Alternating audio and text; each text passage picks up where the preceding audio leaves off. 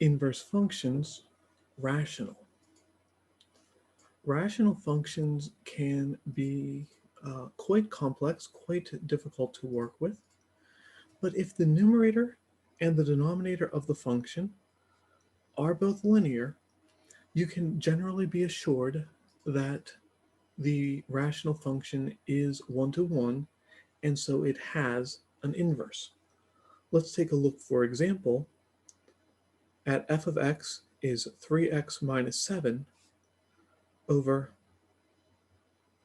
5x plus 3.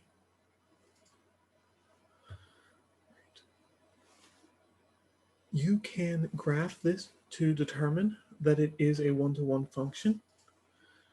For our purposes, when you are given a rational function, I will give you assurance that the function you're dealing with is a one-to-one function.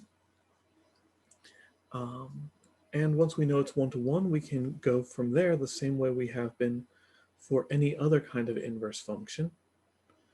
Instead of writing it as f of x, I'll write y equals 3x minus 7 over 5x plus 3, and then I'll swap my x's and y's.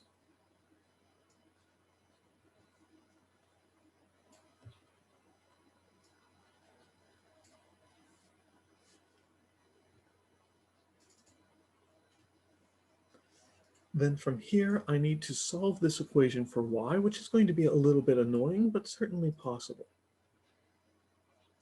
Let's multiply both sides of the equation by 5y plus 3.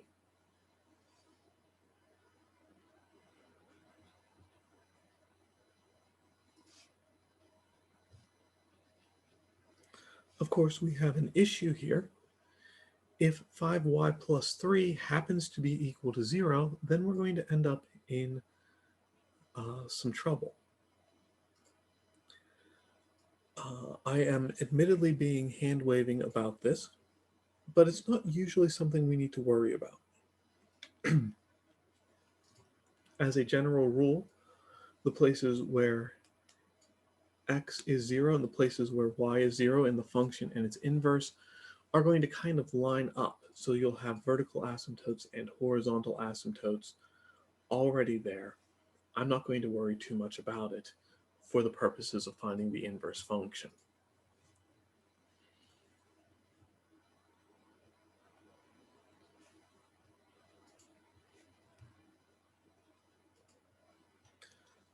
But the next thing I need to do is get all of the terms with y in them on one side of the equation and all of the terms without y in them onto the other side. In this case, that means I want to subtract 3x and subtract 3y on both sides of the equation.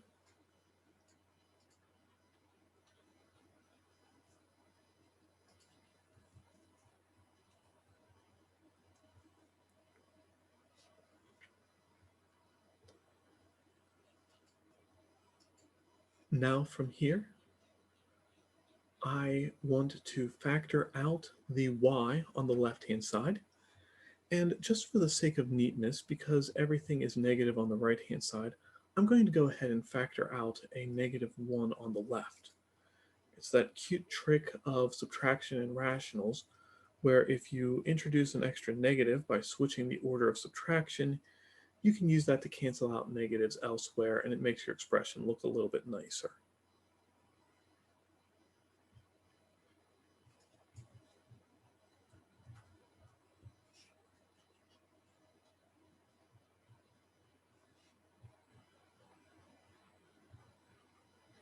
Right, just canceling that out so that I don't have all the subtraction going on the right-hand side.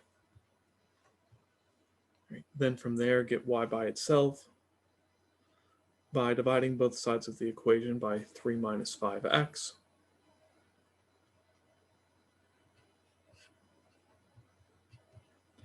And again, we do have this value here where x is positive 3/5 is going to be a discontinuity, but it should be, if you have a one-to-one rational function in the first place, it should work out that that was a horizontal asymptote of the original graph, You can go back and double check that, but we'll leave it at that.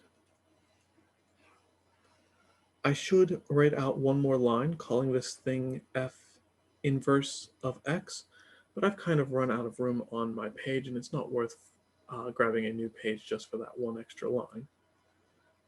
So I'll wrap this one up here.